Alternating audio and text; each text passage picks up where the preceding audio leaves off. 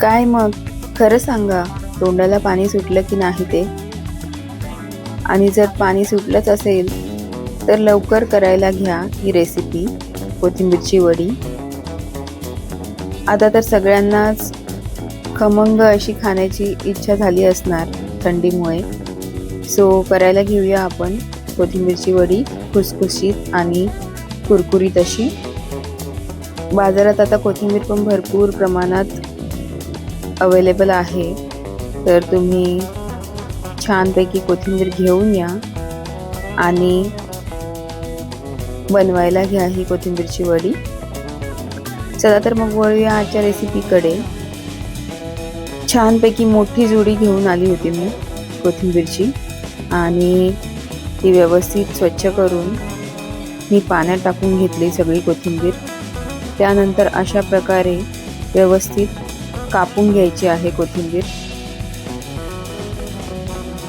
बारीक जितकी कापता येईल तितकी तुम्ही कापू शकता, फक्त थोडी जाड जास्त ठेवायची नाही आहे. तर फ्रेंड्स, तुम्ही बघू शकता व्हिडिओमध्ये अशा प्रकारे व्यवस्थित अशी कोथिंबीर कापून घ्यायची आहे. तुम्ही जर माझ्या चॅनलवरती नवीन असाल तर सबस्क्राईब करा चॅनलला आणि बेल आयकॉनवर टॅप करा, म्हणजे तुम्हाला नवीन व्हिडिओसुद्धा लगेच पाहायला मिळतील. तर या रेसिपीमध्ये आजची जी सिक्रेट टीप आहे ती ही आहे की आपण यामध्ये तांदळाचं पीठ ॲड करणार नाही आहोत. यामध्ये आपण ॲड करणार आहोत पोहे, म्हणजे पोहे बारीक करून त्याचं जे पीठ होणार ते यूज करणार आहोत. पोहे असे हलके असे भाजून थंड करत ठेवायचे आहेत आणि मग पुढच्या प्रोसेसकडे आपण जाऊया. कोथिंबीर व्यवस्थित आपण जे कापून घेतलेली आहे त्यामध्ये चवीनुसार मीठ ॲड करायचं आहे, थोडी हळद, थोडा हिंग. त्यानंतर हा जो ठेचा आहे तो मी आधीच करून ठेवला होता. तुम्हाला जर याची रेसिपी हवी असेल तर तुम्ही माझ्या चॅनलवरती चेक करू शकता. हिरव्या मिरचीचा ठेचा तो ॲड करायचा आहे. थोडी लाल मिरची पावडरसुद्धा ॲड करायची आहे आणि तीळ ॲड करायचे आहेत. तीळ आपण नंतर वरूनसुद्धा ॲड करणार आहोत, पण हे मिक्स करताना सुद्धा आपल्याला थोडे तीळ ॲड करायचे आहेत. आणि आता हे मिश्रण व्यवस्थित एकजीव करून घ्यायचं आहे. कोथिंबीरला हा जो मसाला आहे हा व्यवस्थित चोळून घ्यायचा आहे आणि ते थोड्या वेळासाठी बाजूला ठेवून द्यायचं आहे. तोपर्यंत हे जे पोहे थंड झालेले आहेत ते आपण बारीक करून घेऊया. पोहे छान बारीक वाटून घ्यायचे आहेत. आता आपण पुढची प्रोसेस करू शकतो. तर हे जे पोहे बारीक करून घेतलेले आहेत ते ॲड करायचे आहेत कोथिंबीरमध्ये.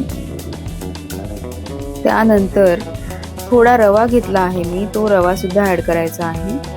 आणि सगळ्यात शेवटी जे बेसन पीठ आहे ते बेसन पीठ मोठी वाटी भरून ॲड करायचं आहे स्टार्टिंगला. आणि जो आपण मसाला लावून घेतला होता कोथिंबीरला, त्यामुळे कोथिंबीरला जे पाणी सुटलं आहे त्यातच आपल्याला ते व्यवस्थित एकजीव करून घ्यायचं आहे. वरतून पाणी शक्यतो घालायचं नाही आहे. तर तुम्ही बघू शकता फ्रेंड्स, आधी मी तेवढ्या पिठामध्ये ते व्यवस्थित एकजीव करून घेतलं आणि नंतर थोडं अजून पीठ ॲड केलं, थोडं ओलसर वाटत होतं त्यामुळे, आणि थोडं तेल ॲड करून ते पुन्हा मिश्रण व्यवस्थित एकजीव करून गोळा करून घेतला. एका बाजूला मी कढईत पाणी उकळायला ठेवलं होतं. आता ह्या प्लेट्सवरती आपल्याला जे कोथिंबीरचा गोळा आहे तो व्यवस्थित थापून घ्यायचा आहे. आधी तेलाने ग्रीस करून घ्यायचे आहेत प्लेट्स आणि आता व्यवस्थित सगळीकडे सारख्या प्रमाणात ते व्यवस्थित थापून घ्यायचं आहे प्लेट्सवरती. आणि नंतर हे वाफवून घ्यायचं आहे. 12 ते 15 मिनिटांपर्यंत तुम्ही हे वाफवून घेऊ शकता. अशा प्रकारे व्यवस्थित हे पीठ, हा जो कोथिंबीरचा गोळा आहे तो व्यवस्थित असा थापून घ्यायचा आहे छानपैकी. व्हिडिओ जर आवडला असेल फ्रेंड्स तर व्हिडिओला लाईक करा आणि चॅनलला सबस्क्राईब करायला विसरू नका.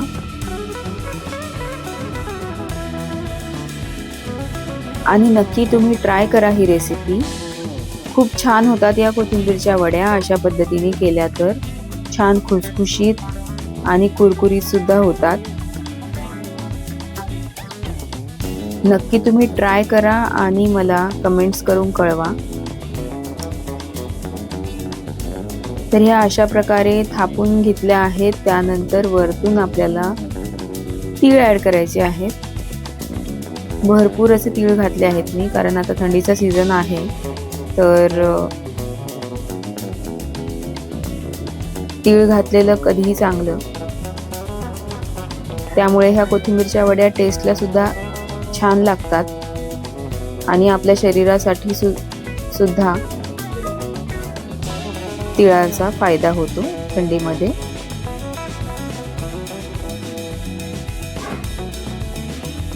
तुम्ही बघू शकता अशा प्रकारे व्यवस्थित तीळ ॲड करून घ्यायचे आहे. थोडं नंतर हाताने प्रेस करून घ्यायचं आहे हे तीळ आणि वाफवायला ठेवायचं आहे.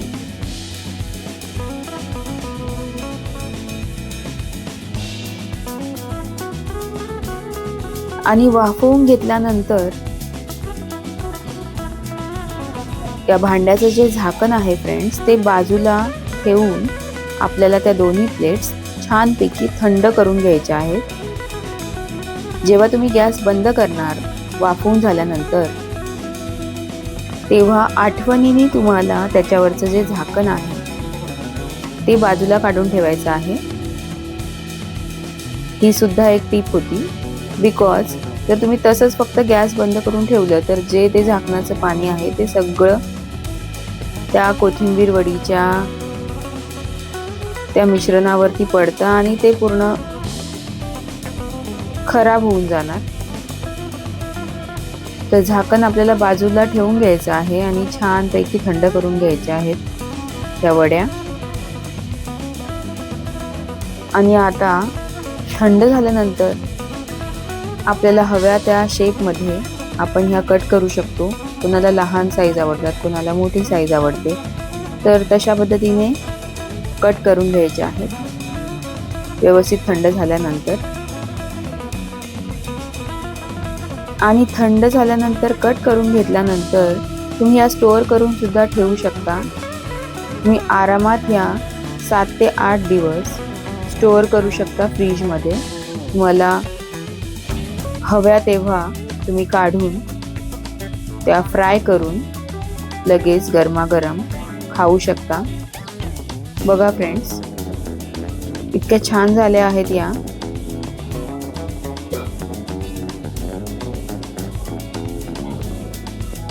तोंडाला पाणी सुटेल अशाच झाल्या आहेत. खूपच टेस्टी की एक खाऊन मन भरणार नाही तुमचं. एक खाल्ल्यानंतर तुम्हाला अजून खाव्याशाच वाटतील. पटकन आता फ्राय करून घेऊया आपण.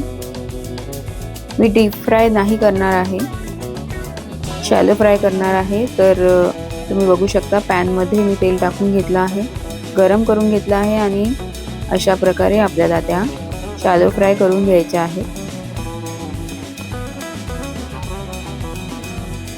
तुम्हाला जर आवडत असेल तर तुम्ही डीप फ्राय करू शकता, पण अशा शॅलो फ्राय केल्या तरी सुद्धा त्या छानच लागतात.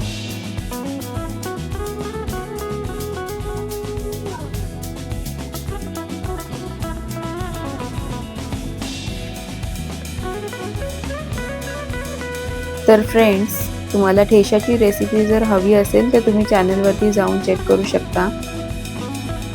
पटकन ठेचा करून घ्या आणि कोथिंबीर वडी बनवा आणि मला कमेंट्स करून नक्की कळवा friends. Thanks for watching guys. व्हिडिओला नक्की लाईक करा, चॅनलला सबस्क्राईब करा आणि काळजी घ्या फ्रेंड्स. Take care. बाय.